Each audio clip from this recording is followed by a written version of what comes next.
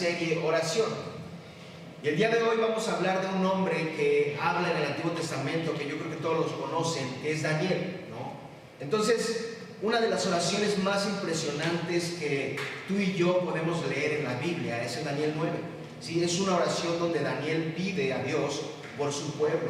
Y esta oración es un ejemplo de lo que realmente es una oración de una manera majestuosa y maravillosa, ¿no? Y el deseo de mi corazón, como yo te lo dije al comienzo, el deseo de mi corazón es que aprendamos a orar a Dios de una manera gloriosa, de una manera maravillosa y de una manera correcta según a lo que nosotros encontramos en la Biblia. Entonces, para poder entender la oración de este capítulo 9 de Daniel, no podemos omitir el contexto en el que se desarrollaba esta historia, ¿no? O esta historia se está desarrollando, o esta oración, que es tan intercesora, que busca restaurar a su pueblo. Todo comienza cuando Daniel considera una profecía de Jeremías referente a la duración de la desolación de Jerusalén y encuentra que habrá de terminar en 70 años. El profeta se da cuenta de que el periodo referente a la terminación del cautiverio de Israel en Babilonia estaba a punto de concluir. Pero el profeta sabe bien que el pueblo nunca podría acceder a las bendiciones divinas si previamente no tenían un verdadero arrepentimiento. Y por eso, hablando en nombre del resto fiel de la nación judía, él ora a Dios pidiendo perdón por los pecados que los habían llevado a la triste condición en la que se encontraban en este momento. Hasta este momento los israelitas no habían expresado un arrepentimiento por el pecado que los llevó al cautiverio, no se habían arrepentido aún. Es importante remarcar que Daniel no justifica ninguno de todos los pecados del pueblo, no estaba justificándose, sino que los confiesa con toda claridad pidiendo perdón por ellos. Él sabía que el arrepentimiento era necesario para gozar de las bendiciones de Dios, ¿no? Cuando tú y yo nos arrepentimos de verdad, con un corazón sincero, cuando nos arrepentimos a Dios de toda la maldad que cargamos muchas veces, Dios nos da un gozo interminable. Y tú puedes ir con aquellas personas que llevaron una vida de fango, una vida descontrolada, y puedes hablar con ellos y ellos pueden dar testimonio de esto, de cómo Dios les da gozo interminable, y quizás no lo pueden entender, pero se sienten gozosos, ¿no? Ahora, ¿qué es lo que encontramos en estos versículos? ¿Qué crees que encontremos? Lo que tú y yo encontramos en estos versículos es que Daniel, algunos ejemplos, la mayoría conocemos a Daniel, ¿no? Era un hombre de oración. En otras partes de este libro de Daniel, nosotros podemos leer el libro de Daniel, espero que tú ya lo hayas leído alguna vez, y si no lo puedes leer, es un libro muy interesante. Este hombre, Daniel, era un hombre de oración, no solo por este suceso que estamos leyendo ahora, sino que Daniel, en el capítulo 2, versículos 17 y 18, cuando el rey Nabucodonosor ordena ejecutarlos a él y a sus amigos y a los sabios de Babilonia porque no habían podido interpretar su sueño, el sueño del rey, lo primero que hace Daniel, ¿qué crees? ¿Qué crees que hace? Convoca una reunión de oración con sus compañeros de cautiverio, ¿no? Otra parte, en Daniel 6:10, cuando el rey Darío era el rey, Daniel seguía orando como siempre, ¿no? Él era un hombre de oración, y a pesar del edicto del rey de que era prohibido que estuvieran haciendo peticiones a otros hombres o a otros dioses, Daniel no dejaba de orar. Daniel era un hombre de oración, ¿no? Entonces, él era un hombre de oración. Di conmigo, él seguía orando en todo momento. Entonces, ahora, en lo que estamos viendo ahorita, en el capítulo 9, en estos pasajes lo vemos haciendo lo mismo, orando.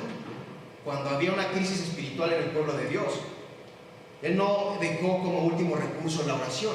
Cuando los demás habían fallado, se habían alejado, no les interesaba arrepentirse, él no dejó como último recurso la oración. La oración era su fuente permanente de fuerza. Y sabes una cosa, muchas veces nuestro último recurso, tuyo y mío, cuando tenemos dificultades, cuando tenemos tiempos difíciles, cuando hay complicaciones, nuestro último recurso es la oración. Cuando ya estamos bien atorados y ya no sabemos qué hacer, hacemos eso, ¿no? Entonces, el tema de su oración en esta ocasión no parece ser una oración muy habitual de los creyentes, ¿no? Porque su oración tiene que ver con el reconocimiento del pecado nacional de todo Israel y una petición del perdón divino basado en la misericordia de Dios. Dios es misericordioso, ¿no? En otras partes de la Escritura, tú y yo podemos encontrar historias similares como esta. Un ejemplo en Éxodo 32, En el capítulo 32, versículo 30 y 32 encontramos otra historia. Pero con mucha frecuencia, tú y yo como creyentes, ¿qué crees que pedimos hacer? Preferimos pedir a Dios las cosas materiales que, ¿qué crees? Que no nos hacen falta. Preferimos hacer eso. O nuestra oración se enfoca en yo y nada más yo y solo yo. Solo enfocamos en nosotros, ¿no? Y olvidamos por completo de que nuestra mayor necesidad es que Dios, no solo de nosotros, sino de toda nuestra nación, aún en el país que te encuentres, de toda tu nación, de la nación entera de México, es que Dios perdone nuestros pecados. No son las cosas materiales, es que Dios perdone el pecado que cargamos por dentro, que perdone la maldad que hay en toda la nación, ¿no? Ahora encontramos en esta oración de Daniel, encontramos que Daniel oró con una gran solicitud. Tiene carga en su corazón. Él se incluye en la oración a pesar de él no ser culpable.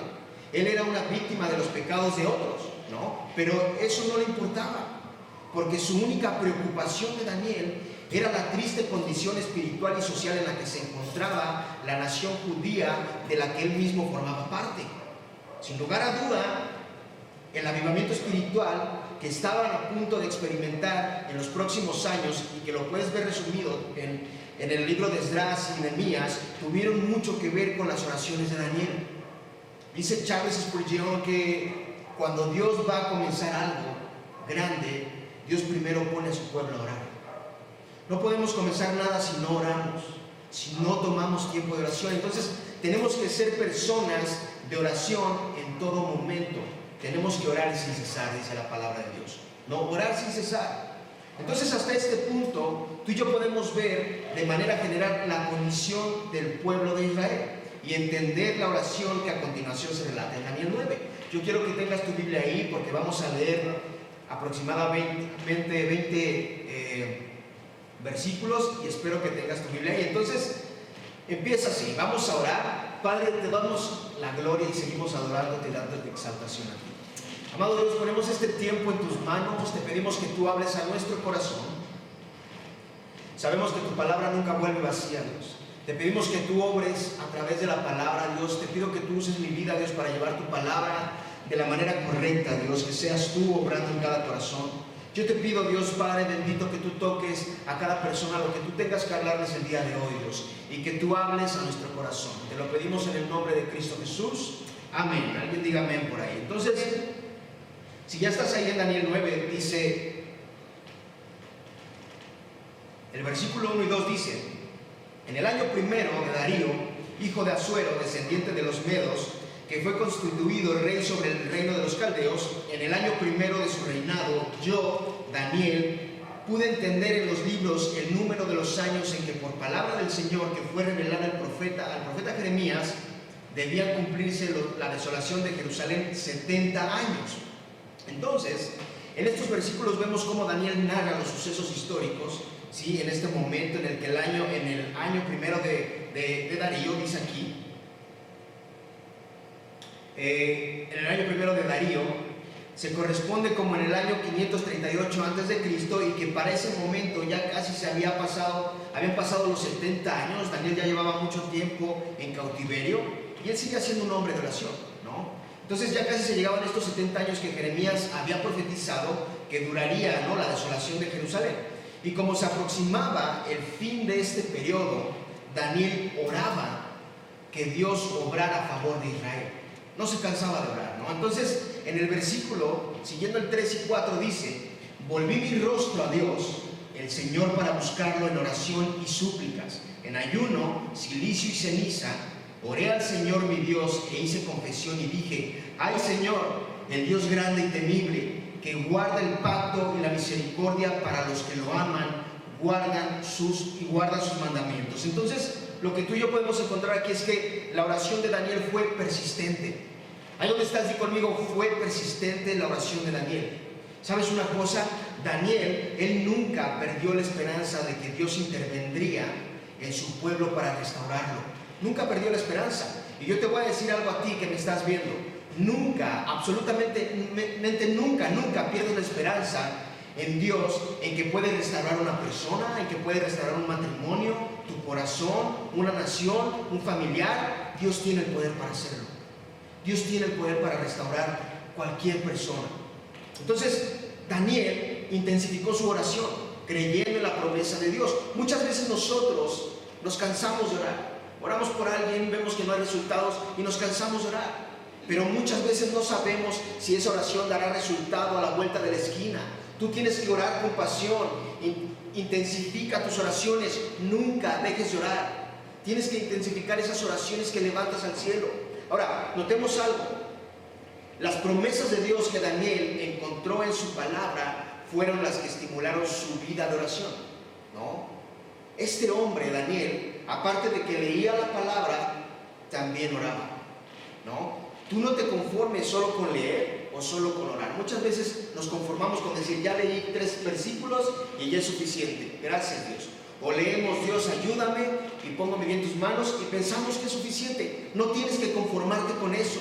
No te tienes que conformar con eso. Es un conjunto. Orar y leer la Biblia va de la mano, porque ¿sabes una cosa? Orar y leer la palabra de Dios es la combinación perfecta. Cuando oramos de acuerdo a la voluntad de Dios es cuando recibiremos la respuesta esperada. La Biblia está llena de promesas. Tú tienes que aprender a aferrarte de esas promesas y orar a Dios. Si Dios dice que tendrá cuidado de tu familia, Él lo va a hacer, pero tienes que aferrarte a la promesa. Tenemos que aferrarnos. Entonces Daniel oró humillando su corazón a Dios. Humilló su corazón a Dios. Nadie va a tener una vida de oración exitosa si primero no se humilla a Dios. Ningún ser humano, nadie. Daniel manifestaba esto cuando oraba, en ruego, ayuno, silicio y cenizas. Claro que él no hacía ninguna de estas cosas para querer impresionar a Dios, o en un vano entendimiento de manipular a Dios para conseguir lo que buscaba. El ayunar o vestirse de silicio y cenizas eran señales de duelo o arrepentimiento, y en esta ocasión era realmente apropiado, porque Daniel estaba pidiendo perdón a Dios por los pecados del pueblo a fin de que los restaurara. Daniel estaba pidiendo que Dios restaurara a su pueblo. Entonces es importante recordar esto.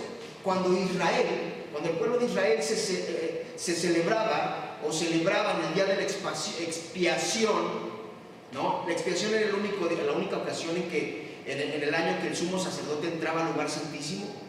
Él entraba al lugar santísimo para presentar su ofrenda por los pecados del pueblo. Entonces cuando ellos hacían esto, antes de eso el pueblo debía presentarse adecuadamente. ¿Sabes qué pasaba? Quizás había nerviosismo, ¿no?, por lo que iba a pasar. Pero ¿sabes qué dice en Levítico 16, 29 al 31? Tú lo puedes leer, pero dice que afligidos de su alma, estaban preparados con su alma afligida de saber lo que iba a pasar, ¿no? Entonces notamos aquí que era en ese mismo espíritu en el que Daniel estaba cuando hacía su oración.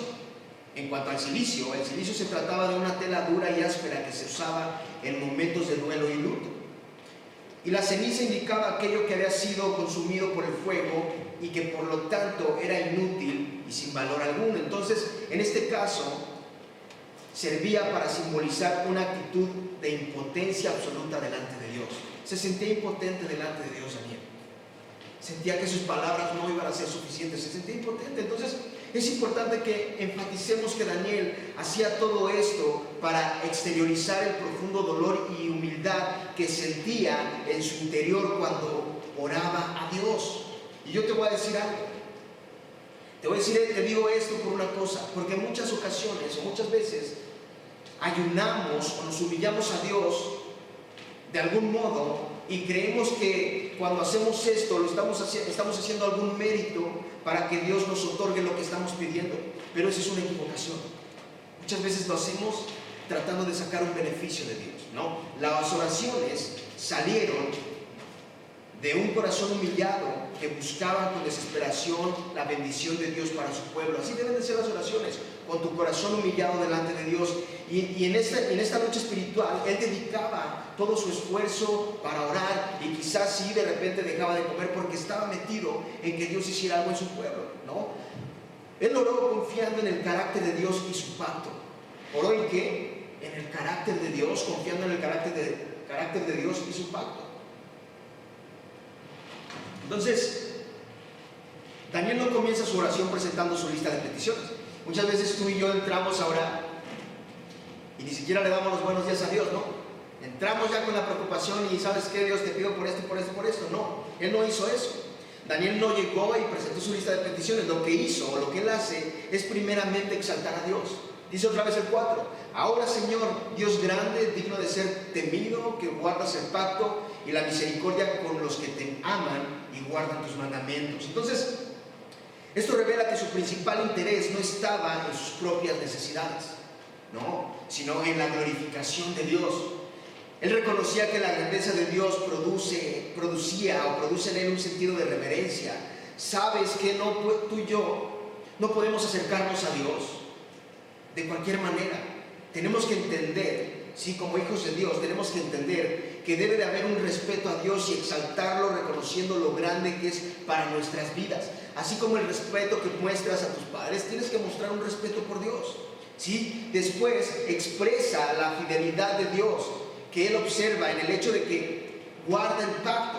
Daniel estaba confiado en que aunque el pueblo no había guardado el pacto, aunque les valía gorro todo y seguían igual, sabe que Dios seguiría siendo fiel a ellos si se arrepentían con su corazón, si tenían un arrepentimiento verdadero. Y es que Dios no se olvida de su misericordia con los que lo aman y guardan sus mandamientos. No se olvida de ellos. Entonces, a partir del versículo 5 leemos así. Dice lo siguiente, ahí en tu Biblia puedes leer conmigo. Dice: hemos pecado, hemos cometido iniquidad, hemos hecho lo malo, nos hemos rebelado y nos hemos apartado de tus mandamientos y de tus ordenanzas. No hemos escuchado a tus siervos, los profetas, que hablaron en tu nombre a nuestros reyes, a nuestros príncipes, a nuestros padres y a todo el pueblo de la tierra. Tuyo es la justicia, oh Señor, y nuestra la vergüenza en el rostro, como sucede hoy a los hombres de Judá, a los habitantes de Jerusalén y a toda Israel, a los que están cerca y a los que están lejos, en todos los países a donde los has echado a causa de la infidelidad que cometieron contra ti. Oh Señor, nuestra es la vergüenza del rostro y de nuestros reyes, de nuestros príncipes y de nuestros padres, porque hemos pecado contra ti. Al Señor nuestro Dios pertenece la compasión y el perdón, porque nos hemos rebelado contra Él.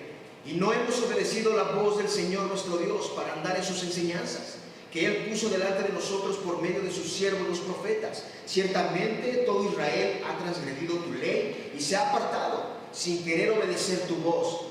Por eso ha sido derramada sobre nosotros la maldición y el juramento que está escrito en la ley de Moisés, siervo de Dios, porque hemos pecado contra Él. Y Él ha confirmado la palabra que habló contra nosotros y contra nuestros jefes que nos gobernaron, trayendo sobre nosotros gran calamidad, pues nunca se ha hecho debajo del cielo nada como lo que se ha hecho contra Jerusalén.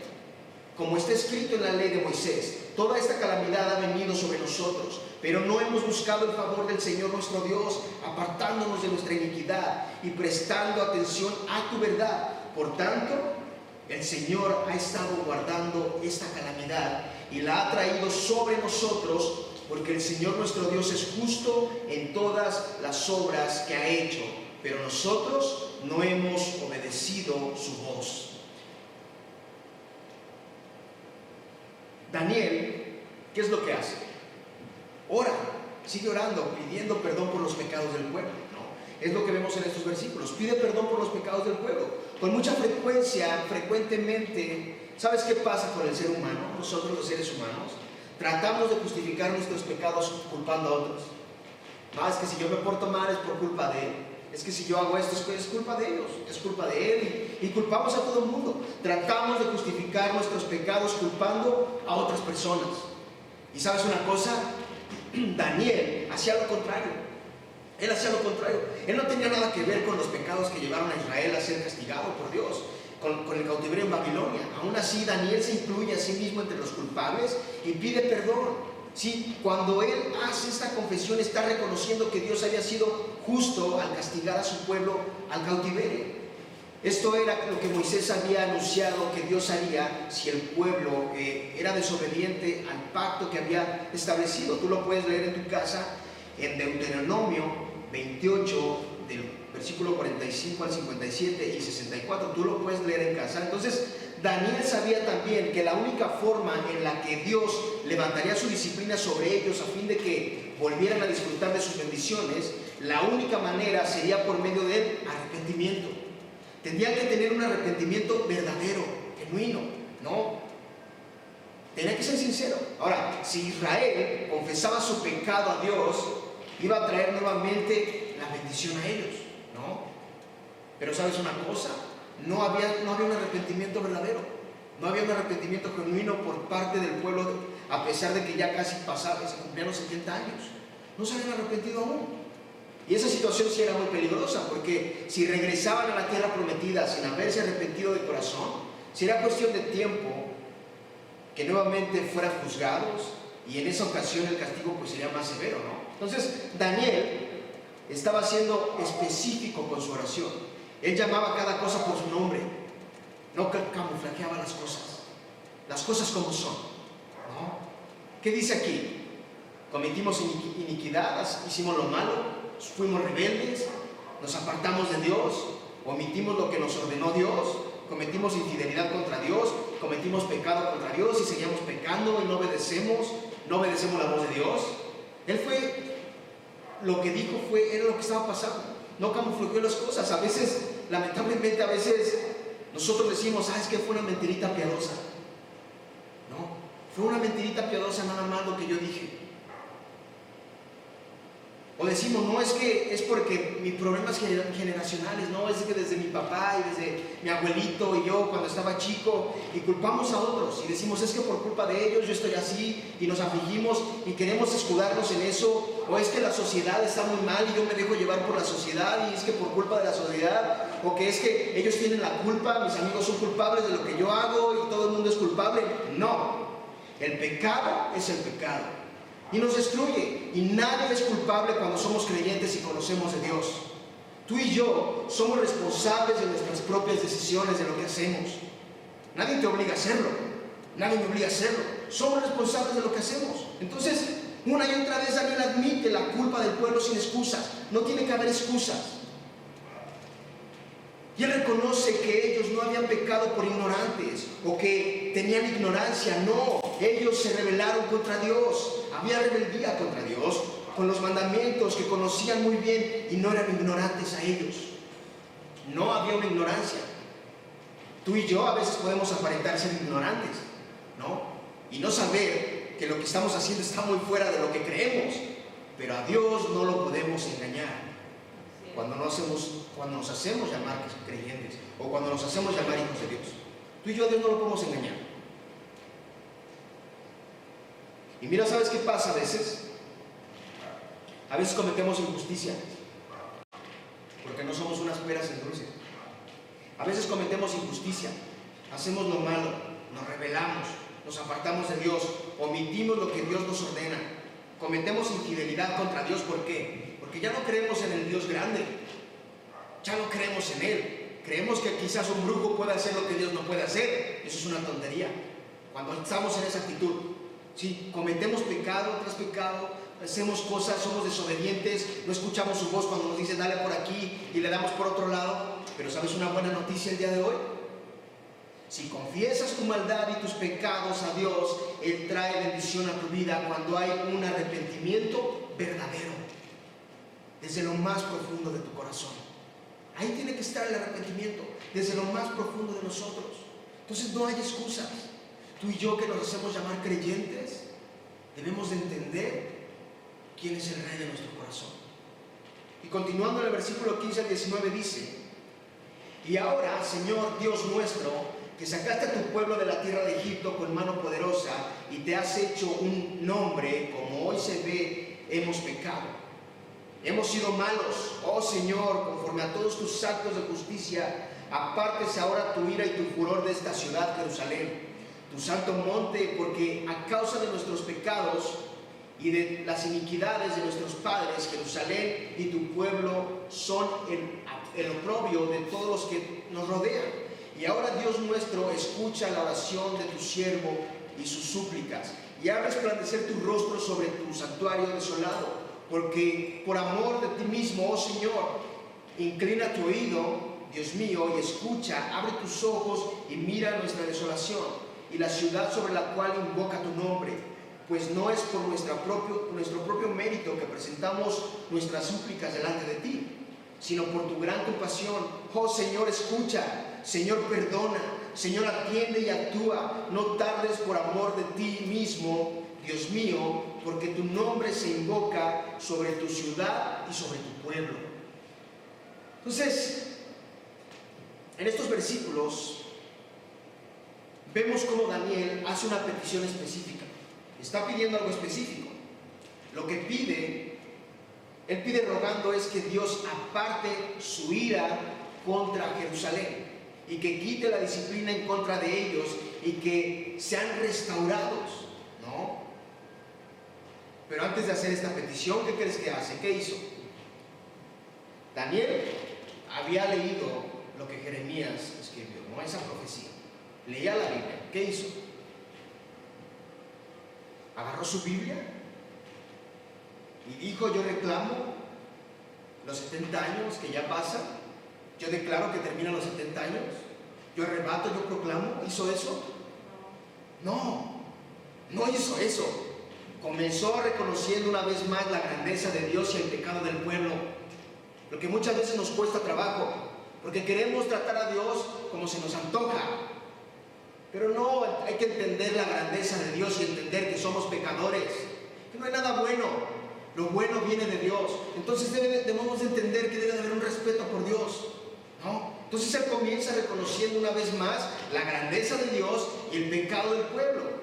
¿Sí? La liberación de la tierra de Egipto es muy oportuna en este momento, porque en realidad lo que Daniel va a pedir, o lo que le está pidiendo a Dios, es que vuelva a realizar un hecho maravilloso como lo que ya había realizado anteriormente en Egipto.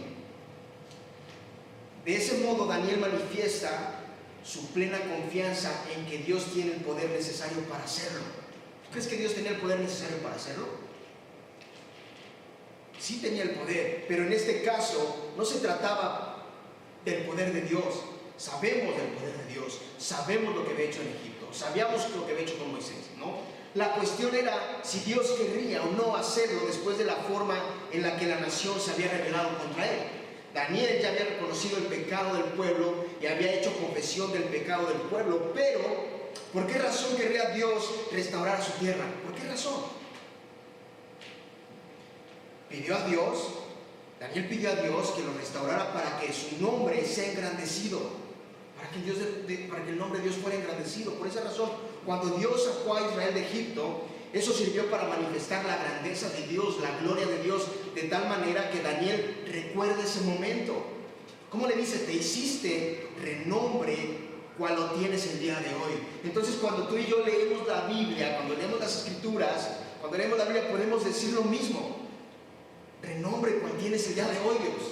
Todo lo que has hecho, todo lo que está plasmado aquí, ¿no? Entonces, digamos que es como que Daniel intenta convencer a Dios de que si sacaba a Israel de Babilonia, esto tendría un efecto similar a lo ocurrido anteriormente. De hecho, Dios ya había dicho que él haría algo similar. En Jeremías 16, capítulo 16, versículo 14 y 15, él había dicho que iba a hacer algo similar. Lo puedes leer en tu casa.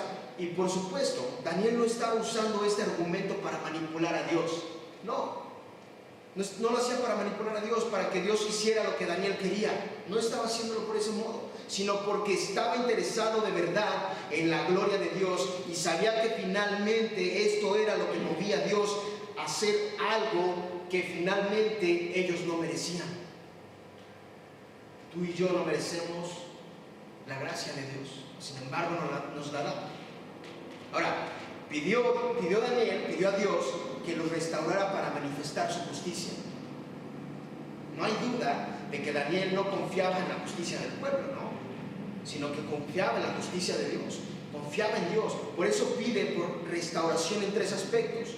Rogó, el número uno es que rogó para que Dios restaurara Jerusalén, a la cual llamó tu ciudad. Y también dijo tu santuario asolado. Y también dijo tu pueblo. Entonces, una y otra vez queda claro que Daniel no veía ningún mérito en el pueblo que pudiera liberarlos del castigo. No había ningún mérito, no había nada que los pudiera liberar del castigo, ¿sí? Así que lo único que puede hacer es rogar a Dios para que actuara por amor de su propio nombre.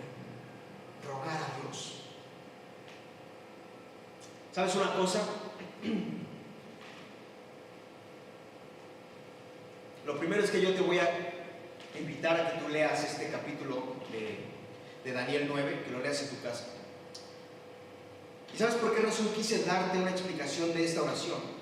La razón es que en esta oración encontramos unos aspectos importantes. Es una enseñanza muy valiosa de la oración. La oración verdadera. Todo este mes hemos hablado de la oración.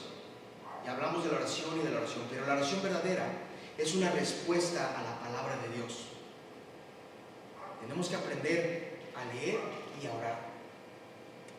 Sí, la oración es caracterizada por el fervor piadoso y la abnegación a la renuncia de nuestros propios deseos. Es fortalecida y respaldada por la confesión. Si pecaste, dilo por su nombre.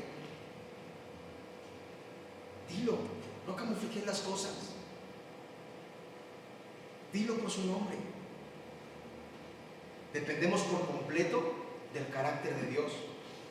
Y la meta de todo es darle la gloria a Dios.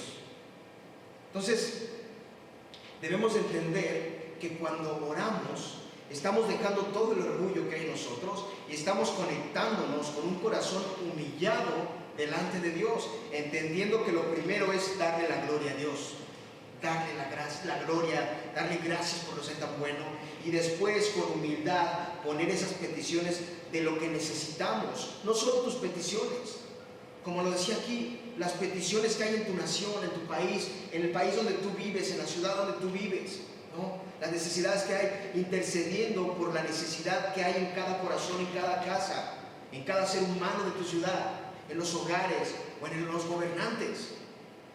La oración no es una varita mágica, no lo es. La oración es alinearse a Dios y dar por entendido que nos estamos alineando a su voluntad y que aún después de todas las peticiones, al final la gloria será para Él, para Dios, en todo momento, porque estamos dependiendo completamente de Él.